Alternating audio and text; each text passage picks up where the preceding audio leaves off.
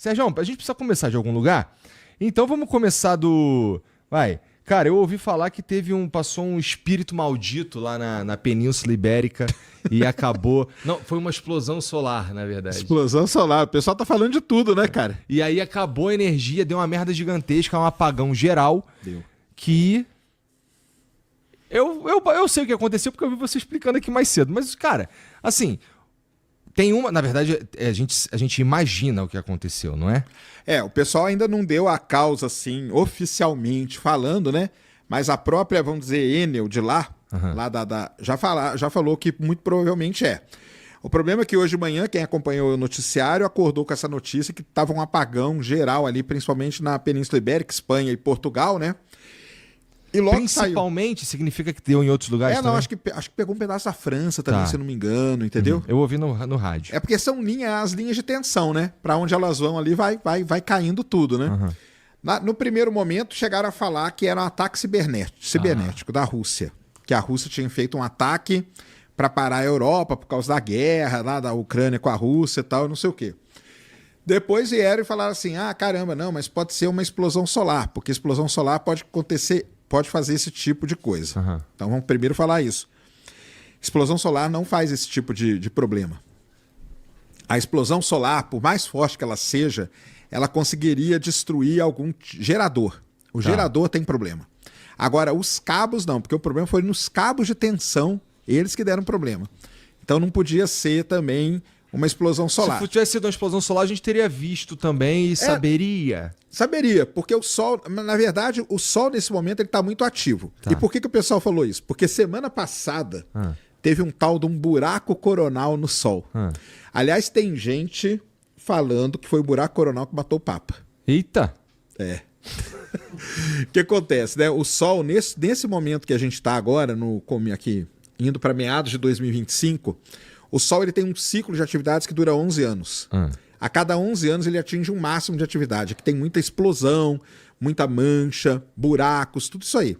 E nós estamos nesse momento agora do máximo solar. Então, semana passada, abriu um buraco, não dá para ver esse buraco, tá? Tanto que eu mostrei o Sol com um telescópio aí pro pessoal, não dá, você não vê. É um buraco que só vem em alguns comprimentos de onda, lá em algumas frequências. Mas o que é esse buraco? É uma região do Sol que ela fica mais fria do que o resto. E por ali sai uma radiação muito violenta. Muito violenta. E se esse buraco tiver mirado para a Terra, dá problema? E ele estava mirado para a Terra. Ele estava mirado para a Terra. Cara, assim, dá problema? Pode dar algum tipo de problema em satélites. Satélites pode dar. Mas aí que tá. Como a gente já sabe que vai ter esse buraco, a gente consegue meio que manobrar esses satélites, fazer algumas medidas ali que evitam que dê problema, que queime alguma coisa e tal. Mas teve o buraco coronal, o Papa morreu, muita gente associou o buraco coronal à morte do Papa e associaram o buraco coronal a esse apagão agora também. Não tem como isso acontecer, tá? Esse tipo de radiação que chega, boa parte dela é desviada pelo campo magnético, ela não chega aqui na Terra, na superfície, a não ser em latitudes muito, muito altas, perto do polo, que alguns geradores, se bem que hoje os geradores já estão até preparados para isso, não tem tido tanto problema não.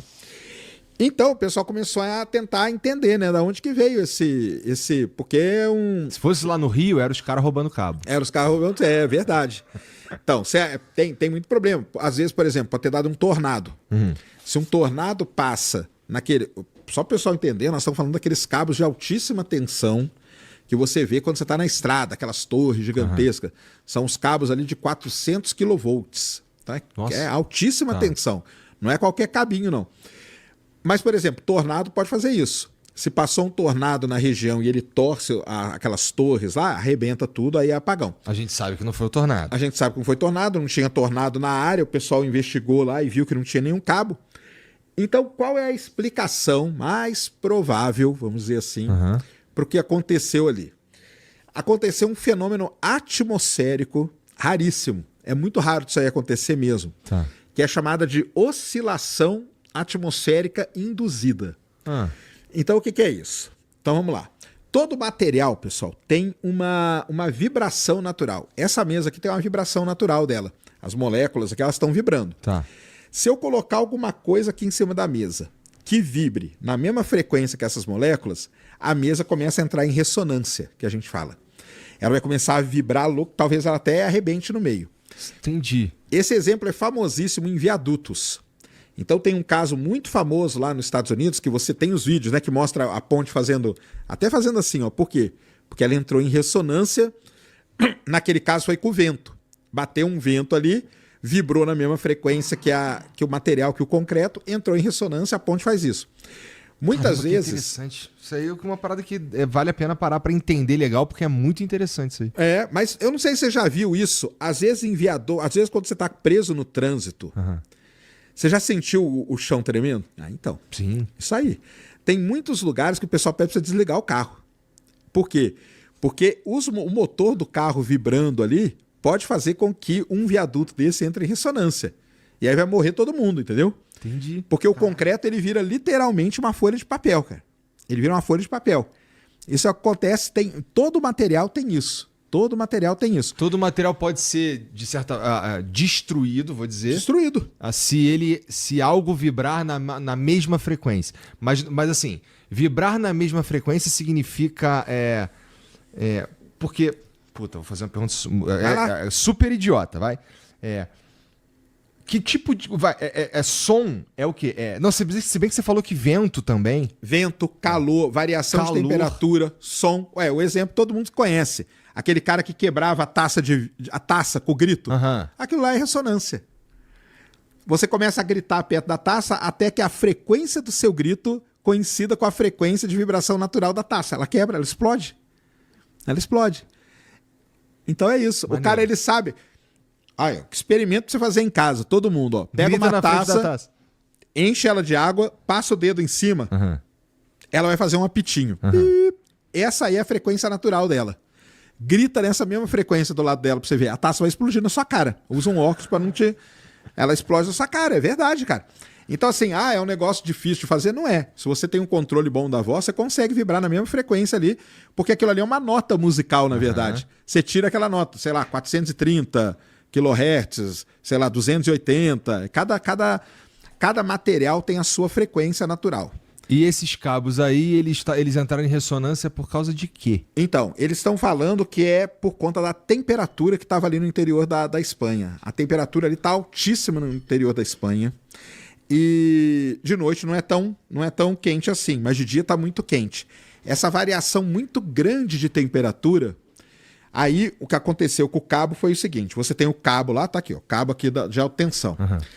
Aqui, ó, pertinho do cabo, por conta dessa grande variação de temperatura, os átomos aqui acabaram ionizando o ar ao redor do cabo aqui. Então, é como se tivesse feito um outro cabo aqui em volta de coisa que a gente não vê, entendeu? Que é esses átomos ionizados.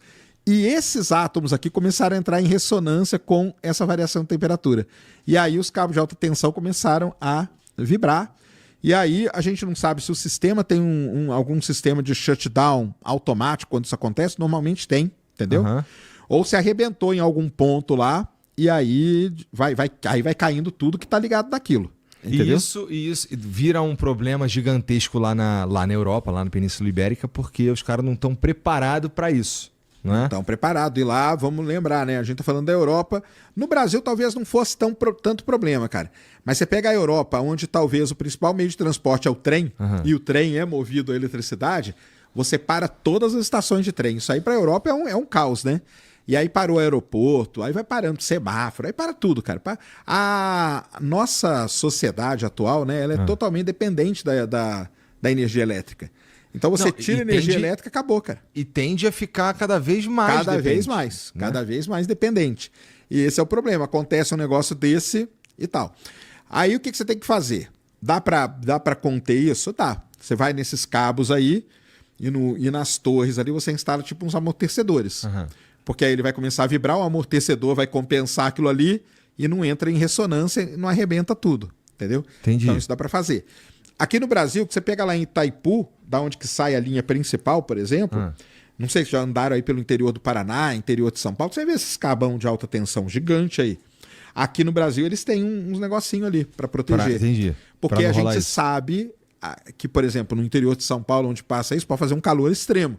Sei lá, um dia pode fazer 40 graus, entendeu? Já acontece, nesse verão aí aconteceu. Então tem que estar preparado. O problema é que a Europa não estava assim, né? A Europa ela não experimenta calor tão extremo assim. E está experimentando agora. Então foi isso. Aparentemente, muito provavelmente, isso aí quem disse, nem sou eu que estou inventando não, viu, pessoal? Vocês entrarem aí, vocês vão ver que a rede, a Enel de lá, que eu esqueci o nome dela, eles falaram que foi isso que aconteceu. Porque eles têm como investigar também, né? Eles saem lá voando hoje com drone, com qualquer coisa, eles vão seguindo a linha. E, cara, não teve tornado, não tá nada contorcido, não tem nada comido, não tem nada derrubado. Aí vão lá ver, tem uns cabos no chão. Porrada de cabo arrebentado aí só. É isso, entrou em ressonância. Nossa, que merda. Então ressonância é o problema. O Starship, que é o foguete do Elon Musk, qual que é o problema que ele tá tendo hoje? Ressonância. É ressonância. O que tá acontecendo? Quando o Starship ele separa, os motores dele vibram pra caramba, né? Imagina, né? Que o motor de foguete. Ele começa a vibrar na mesma frequência do material do foguete. E aí tá arrebentando tanque dentro, tá vazando combustível, tá acontecendo um problema. Um problema que aparentemente é básico, né? Mas não é tão básico assim. É muito complicado isso aí. Então o pessoal da engenharia civil conhece muito bem, o pessoal da engenharia mecânica conhece muito bem.